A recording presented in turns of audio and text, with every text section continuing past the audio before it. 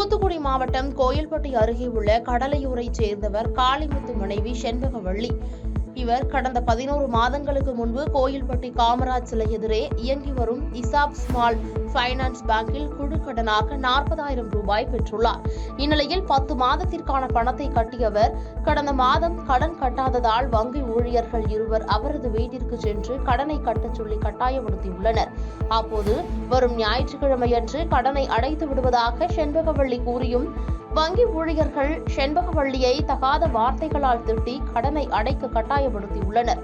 இதில் மனமுடைந்த செண்பகவள்ளி அரளி விதையை சாப்பிட்டு தற்கொலைக்கு முயன்றுள்ளார். இதை அறிந்த வங்கி ஊழியர்கள் ஈவ இரக்கமின்றி நடந்து கொண்டுள்ளனர். இதனை பார்த்த அப்பகுதி மக்கள் ஊழியர்களை திட்டி அனுப்பிவிட்டு செண்பகவள்ளிக்கு முதலுதவி செய்து கோவில்பட்டி அரசு தலைமை மருத்துவமனைக்கு அனுப்பி வைத்தனர். இதுகுறித்து நாலாட்டின் புது காவல் நிலைய போலீசார் வழக்கு பதிவு செய்து விசாரணை மேற்கொண்டு வருகின்றனர். பாதகம் செய்பவரை கண்டால் நாம் பயங்கொள்ளலாகாது பாப்பா. மோதி மிதித்து விடு பாப்பா, அவர் முகத்தில் உமிழ்ந்து விடு பாப்பா. அண்மை செய்திகளை உடனுக்குடன் தெரிந்து கொள்ள இணைந்திருங்கள் இயம்நாடு தொலைக்காட்சியுடன்.